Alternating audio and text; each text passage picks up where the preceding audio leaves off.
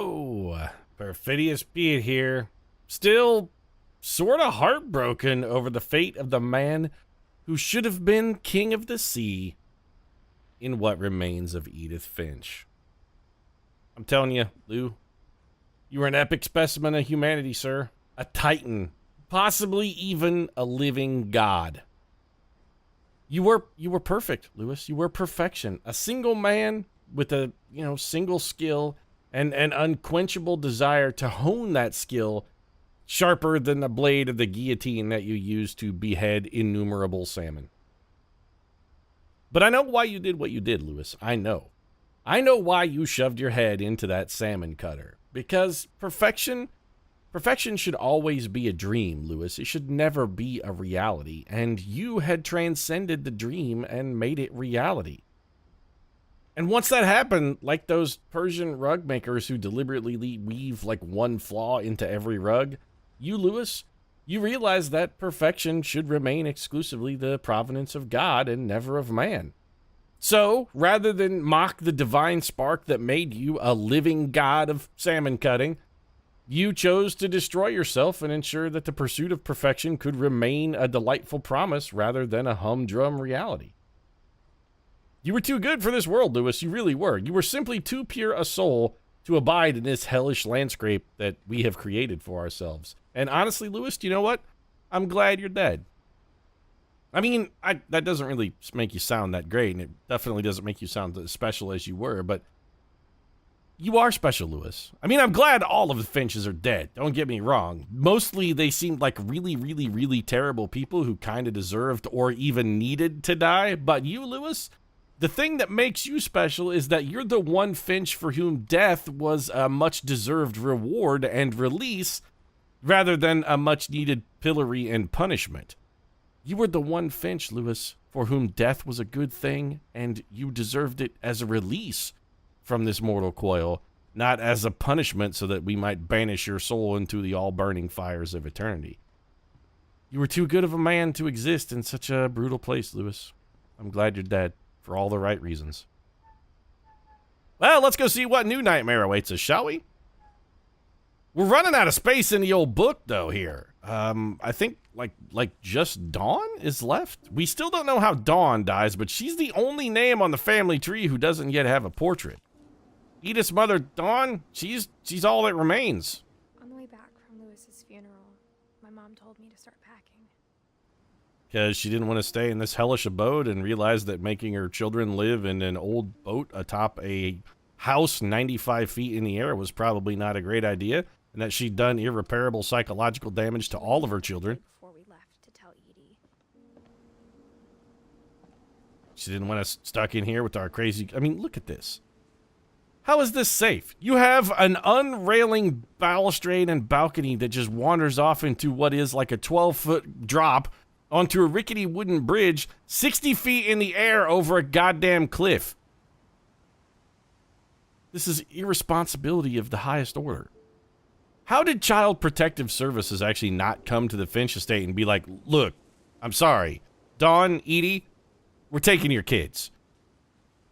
We know what you did to Sam, and it warped him after Calvin died, and it seems like Dawn is going down that same path with her kids. Milton already flung himself off of a balcony and died, and now your answer to the death, the aerial abode and destruction is to just, you know what, build the house higher, make it bigger, make it more we can't, I'm sorry, no, we just, the state cannot allow your children to grow up in this environment. I'm sorry, we're taking them. It's for their own safety. Make it easier or harder. Well, she was a Finch, so I'm going to go with harder, because by and large, the Finches are pretty fucking despicable. Okay, missing poster from Milton. We already knew he was missing. Milton supposedly wandered off into a drawing that he did, but I think we all know what happened to Milton. He just tumbled off the ledge of his little shed there and fell to his death, probably rolled into the ocean, and just got borne away. He's out there right now getting snacked on by the crabs. So this is where we find out what happened to Dawn, then? I wish we'd stayed. Really? You know, Edith, I thought maybe you were like the one Finch who might be potentially redeemable, but the fact that you just said, I wish we'd stayed, I think maybe puts you into the Superman irredeemable category. Oh, we can... Yeah, Give it to me. Make him pop. Oh, you know what Daddy loves? He loves the bubble wrap. Make it work for me. That's right. Make it sing. Make it sing. Ah, it's music to my ears. But I understand why we left. Really? You say you understand why you left, but just a minute ago you were saying, I don't understand why Mom did what she did. Now you're like, suddenly I understand it. Make up your damn mind, Edie. Edith, Edie, whatever. Pork chunkies! Well, at least there's one good thing we can say about our mother. She had good taste in snack foods. She'd be like, you know, there's all those cans of pork chunkies that crazy-ass Uncle Walter left down in the basement before he went and kissed the front of that fucking freight train. Really seems foolish to let that shit go to waste. Let's go grab those and, I mean, dude, it's pork chunkies. Ooh, some advanced packing procedures here because Edith, I keep calling Edith and Edie. Dawn, let's just call her by her name, had a tape gun.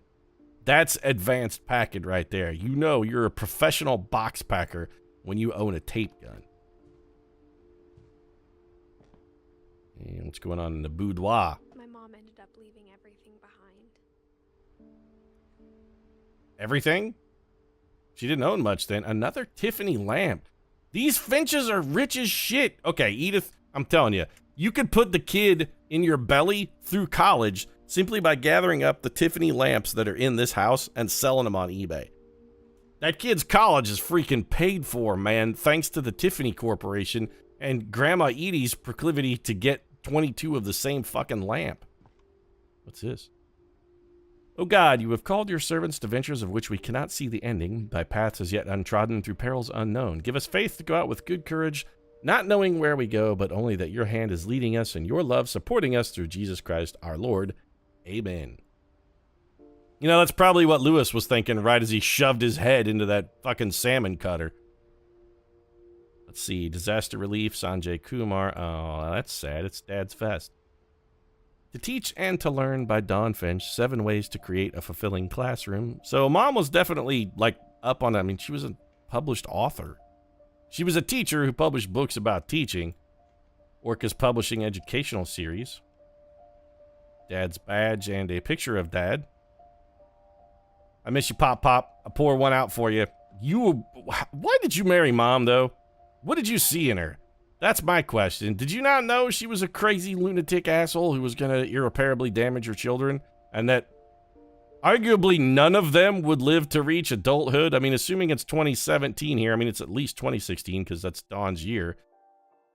So you have one kid who's 17, possibly 18, and she's the oldest of your brood. She lived the longest. Would you have married Dawn if you knew none of your children would see the age of 20?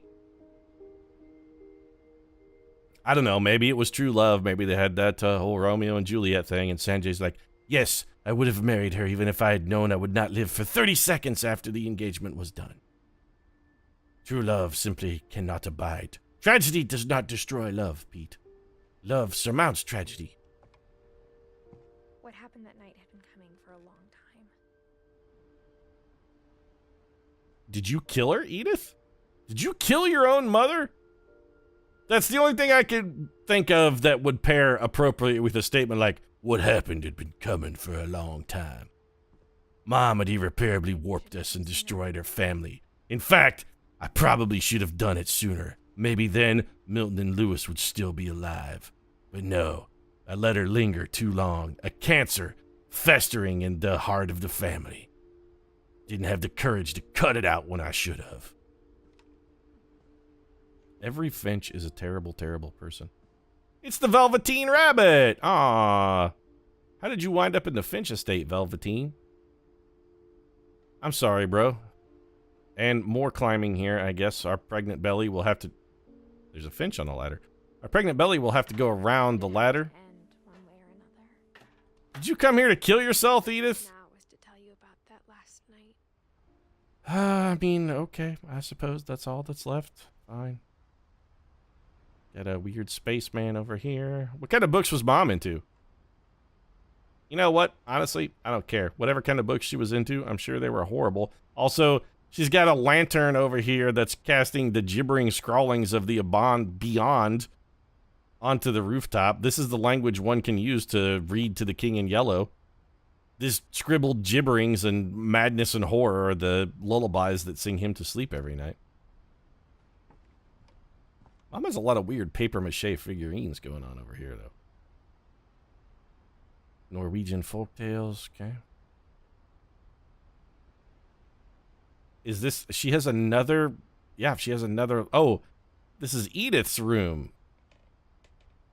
So you had the lamps that led to the gibbering shrieks of the damned that are the music to the ears of the dark and nameless gods, living far beyond the realms of men in the horrid unknown and unknowable. Okay, well, tell us about that last night then, I guess, Edith, and let's get this over with. That is a feather or a quill pen? It is a quill pen. Also, question, Edith, how did you get pregnant? I mean, I know the basics of how one becomes pregnant, but what I really want to know is, who the hell had sex with your weird ass? How drunk were they? That whole last day, Edie just watched us pack and didn't say a word. Oh, so Edie killed Edith? Until supper, when she raised her glass and said, "To our final night together, and all our final nights apart." Grandma, you know what I said about alcohol. Some of your medications are very Edith, specific. I left a present for you in the hallway. Why don't you go open it? It's arsenic. Grown-ups have to argue now. I'm sorry. you're Grandma right. poisoned the We're all wine. leaving tomorrow. Let's just enjoy our last. I'm not leaving. Edith, you're excused. Nice to see I still had my weird knitted gloves on my hands, even as a youth. Never grew out of those, did I, Mom? Oh, I'm excused? Okay. So, where am I? Specifically? Because this is a room I have not previously seen. Can we go back in here? I want to eavesdrop. I want to listen to Mom and Grandma argue. Probably a sound I heard a lot of as a kid growing up. What the hell room is this? Oh, this is the living room. It's just all the shit is packed up. Got it. Okay. So, we have been here. All right. Hey, is the creepy music box still on the thing? Can I go wind up Aunt Barbara? that morning, but Edie always had plenty of candles. She seems like the kind of person who would have plenty of candles, you know, for the rituals. Can't ritualistically sacrifice and disembowel a virgin without plenty of candles. The Tiffany lamps don't have power. It's a tragedy. A Stradivarius violin. I'm telling you, man, Edith, all you gotta do is salvage the shit that's hanging on the walls in this house, and your kid's entire life is paid for. You could get out of here and go live an existence that isn't miserable. My mom said the library. I don't think she knew about the other entrance. What other entrance? Oh, there's a secret entrance. How come you didn't mention this earlier when we were running through all this shit, Edith? You know, you might have brought this up a little beforehand. We're not going to be able to go upstairs. Nope, there's a box of packing peanuts Or blocking the that way. Edie had a key to it. I'm sure Edie probably has a key to most things. Oh, we can't look in it because we're too short. Well, that sucks. I can look out the mail slot, though. What's going on out here? Also, this is the world's least efficient mail slot. I got to assume the HVAC guy came in and he'd be like, "Oh, excuse me, ma'am. Did you know you just got a hole in your door here? It's letting all your warm air out. I mean, I know why your furnace bills are so high. You can get as energy efficient a device as you want, ma'am, but most of these mail slots typically have a flap, to keep the heat in and all. Y'all really ought to invest in one of them there brass flaps to help the you know what, ma'am? Never mind. I guess there's no telling some folks nothing. Why don't you just all go in the library where every dead Finch ever lives is there with the stories and the books and whatnot? You can relive them all.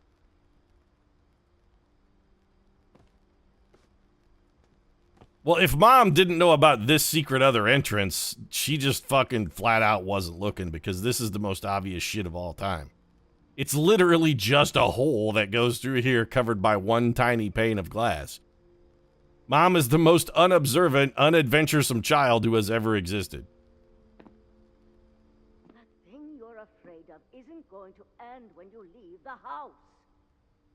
Oh, Mom was worried about the curse? There is no curse of the Finches. You're all just really stupid. The curse is stupidity, and you know what? For once, Grandma Edie, I have to agree with you. You're right. being powerfully stupid is not going to stop just because we moved off of Orca's Island. Anything good over here? Plenty of plunder boxes, though. Edith has a right to know these stories. My children are dead because of your stories. Well, your children are dead because they were stupid, actually. With the exception of Milton, who may or may not have been dead. I mean, that one could have been an accident. He might have just tripped over an untied shoelace and plummeted to his death. And honestly, if that happened, you can't fucking pin that on Milton. He's dead because you were a terrible parent and let your son live in a grossly irresponsible place for like a 9-year-old. I think it's best if Edith and I leave tonight. Okay. The Book of Sand, the Aleph, Labyrinths, the King in Yellow. Oh, good. Nice to see there's at least one tome to the Horrid Beyond in here. In case we should need to remember how to summon Hastur, we have a convenient tome named Made of Meat. Tales of Taste and Tummy. Wow, now we're just a pie for the piper. We are actually just seeing the library of the dark creatures that live in the undefined beyond. Made of Meat is definitely on the King in Yellow's reading list right there. It's sitting on his bookshelf right now in his to-read pile. We are all made of meat. Shrieking, agonizing, screaming meat that will forever roast in the bellies of Nyaknar-Orloth. Nyaknar-Orloth, of course, is also one of the elder gods worshipped by the Three Stooges, specifically Curly. Nice to see Mr. Toad is still a soulless abomination. Don't think I forgot about you, Mr. Toad. Don't look at me like that. I know what you did to Gregory.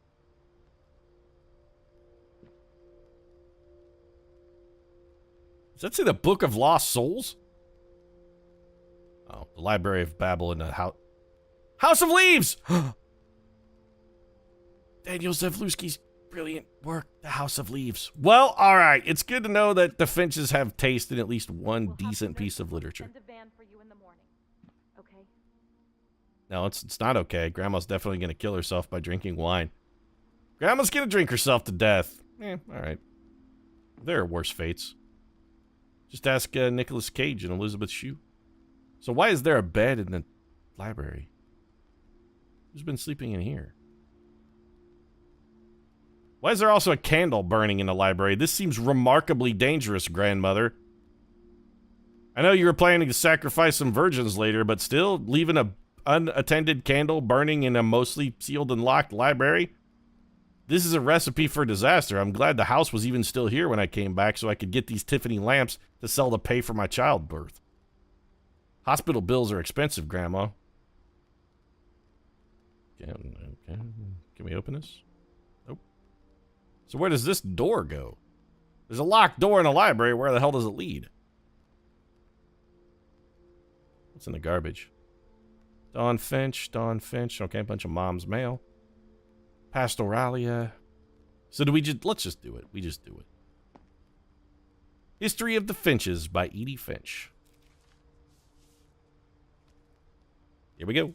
Dear Edith, there's so many stories I wish I could tell you, but there's only time for one.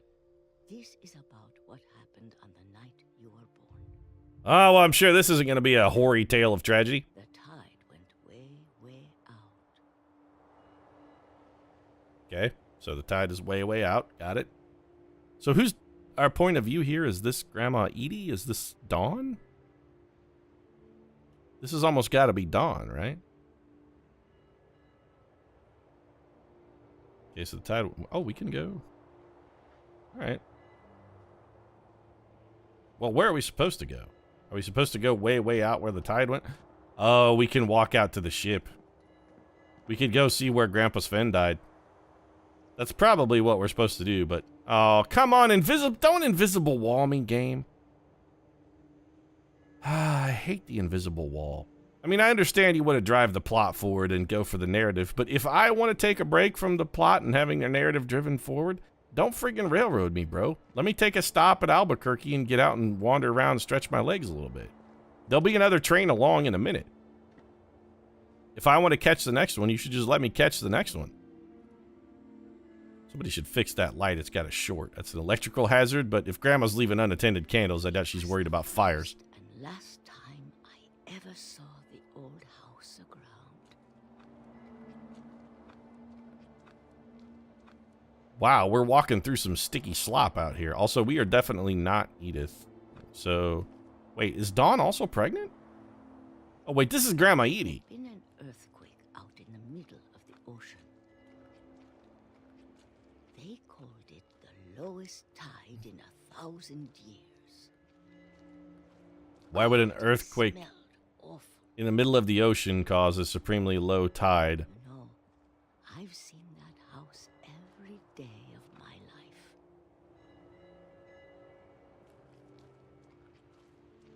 Well, I mean, if you really wanted to explore it, Grandma Edie, I gotta say, you know, they rent scuba equipment. It's not like this would have been that difficult. It's a couple 100 yards from the house. You could have just fucking gone snorkeling. This wouldn't even be that far underwater. You could have snorkeled down to this, Grandma. When the fog rolled in, I lost my way. Ah, okay. Well, I'm just gonna keep walking towards the sound of that bell, which was mostly forward, so I'll just... Turned around. Did you? Because I don't feel turned around. Oh, nope, never mind. I guess, game fucked me. Okay. Well, I'll just keep walking at the narrative beats. How's that gonna work? When lost, just listen for the narration. Started seeing things. Like, weird deer? Okay. Don't normally find deer in the ocean. You see anything else, Grandma Edie? Things I'd forgotten had ever existed. Like Molly and the horrible, creepy terror from beyond? But Or when just I an saw old them, bed? They felt like old friends. Sure. Yep, an old four-poster bed. My best friend growing up as a child. A lot of things came back to me. Really. Okay, a busted old stove. Some old garbage and junk. A wheelbarrow, what appears to be a hubcap. I came back to them. A very old sewing machine. And the front gate of the house. Okay. Ooh, Grandma Edie, you gotta get some moisturizer for those hands, girl. I can't explain, but that I need you to try and... Edith, what are you doing in here? It's mine. Edith! Mom, you're gonna rip it. Let go. Aha, so we are only gonna get half the story and Mom's I gonna... kicked and screamed, but Mom was kind of a bitch? Yep. Oh, come on, controller, don't be rumbling. I never saw Great Grandma Edie again. Well, alive, that is. Bye, Great Grandma Edie. I'm sorry you're crazy. The next morning, the van came to pick her up, but she was already gone. Yep, she drank herself to death. I'm telling you, she's like, nope, I won't be leaving Las Vegas. A lot. Oh, I get to do the thing. Oh, hell yeah. We both tried to make the best of it. By making wind kites with your hand out the wind. You know, I can't even mock the game for doing this, because this is really fun. A few years went It's by. the one thing you can do for fun with an open window in a car.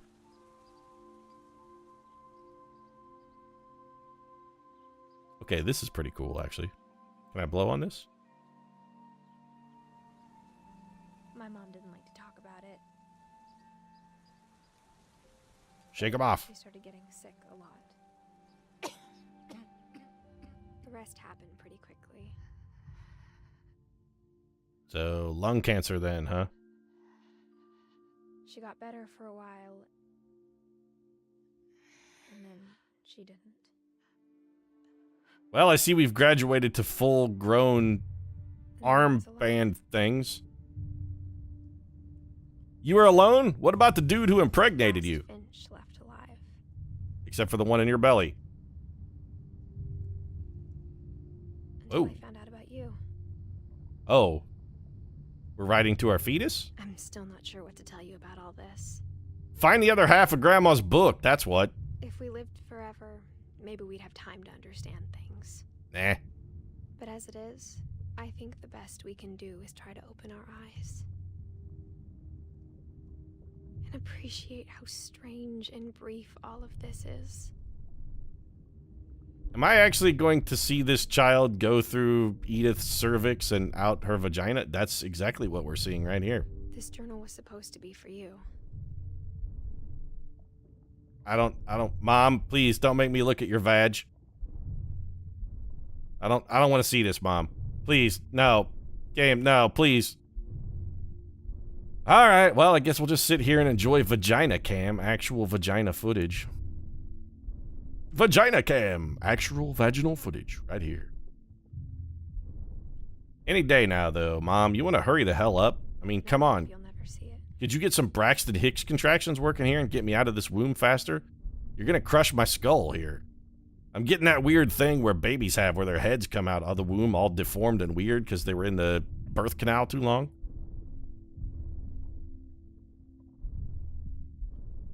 Oh, any day now. Just, yep. I just Whenever. hate you. Keep her coming. Yep, that's right. Well, you should push then, Mom. Just like a couple really good, hard grinding pushes here and eject me out into the world. Any day. You know what? Fuck it. Just take your time, Mom. That doctor's getting paid by the hour. You know, the only story I really wanted to read was the one that we didn't get to read because you stole half of it from me and then shoved me out the birth canal instead. I kind of wanted to read that one, Mom. So, as far as parenting goes, you're starting things off as kind of a disappointment, really. Are you really going to make me check out Mom's good stuff? I guess if you're reading this now, it's because I'm dead and you're on a boat at the opening of a video game. Oh, so Edith died in childbirth, maybe? Her heart's really beating pretty hard. Or is that our heart? Nah, that doesn't make sense. Why would we hear our own heartbeat? Didn't work out that way. So, yep, Edith died in childbirth then. All right. Shouldn't we be seeing, like, more blood and hearing more screams then? Personally, you know what? I think the reason Edith died in childbirth, I'm going to blame her OBGYN, because with a birth this long as it's taking her to thrust this kid out of the birth canal, he definitely should have went ahead and gone, you know what, this is not working. Let's get a C-section up in this mug and see if we can't keep them both mother and baby healthy, happy, and alive. But instead... This is where your story begins. I'm sorry I won't be there to see it. It's a lot to ask, but I don't want you to be sad that I'm gone. I want you to be amazed that any of us ever had a chance to be here at all. Good luck. Okay. So what remains of Edith Finch is her son. Okay, I thought it was actually her daughter. So who's raising this kid? Let's assume it's his father. Also, kid, don't fucking step foot in that house. No matter what you do, do not fucking go in there. Under any circumstances, bro. Just don't do it. Alright, so there we go. What remains of Edith Finch? That game, you know what? This game was really good. I really, really enjoyed it. The Finches were a bunch of despicable monsters, but you know what? A tale wherein we slowly discover the specifics of a clan of despicable monsters. It still got some appeal. Sure, they were all terrible Cthulhu-worshipping abominations, but in the end, it's the experience that we had. It's the journey to get to the end of terrible that... I say terrible. I actually really liked Edith Finch. It was really good. I enjoyed this game a great deal. I'm not saying the game is terrible. I'm saying it's a terrible story. But a terrible story can still be a good story, and this was that. It was a documentary of just a giant coalition and a family of ridiculous monsters, except for Lewis. He was hard. Lewis was my bro. He was the one man who didn't deserve what he got. Pour one out for Lewis. The rest of the clan, though, I mean, they were bitter, bitter monsters. Edith seemed all right, if just a little bit stupid and confused. Still, though, fantastic story. Fantastic experience. The delivery system for these tales, all this, like, collected series of vignettes, this was fantastic storytelling. This is a walking simulator done correctly. All you other walking simulators out there, hey, you know what? Stand up and take note. Giant Sparrow, getting it done right here. Good, solid, outstanding work. So let's just take a moment and appreciate the efforts of all these people who are doing... I don't mean fire shots right at the end, especially after immediately giving praise, but This is one method that good employers and good critics do. Positive thing, negative thing. Positive thing, negative thing. So I said a lot of positive things. Now I'm going to say a few negative things. I fucking hate it when there's credits and trailers and whatnot, and they use photos of the people involved in the project, like photos of them as children. That's just really fucking manipulative is what it is. It's really manipulative. It's really cheesy. And you know what, Jeff Russo? I was going to blame you, but you were just the composer. You probably didn't have anything to do with the decision. Although you did give him a photograph. So you're at least partly culpable. Ben Esposito, design consultant. Keith Garrett did some additional voice work. He was probably Lewis, I'm going to guess. Oh, good. It's the horrible owl mask that Grandma Edie wore when she would sacrifice those virgins at her candlelit vigils out on the shore near the house. Some Peachy's Peach Halves. The preferred brand of peaches of the Finch family. Peachy's Peach Halves, preferred by 10 out of 10 basement-dwelling lunatic finches. Oh, good. Megan Ellison. Clearly the inspiration from Molly's story. Megan, future serial killer, armed with a shotgun.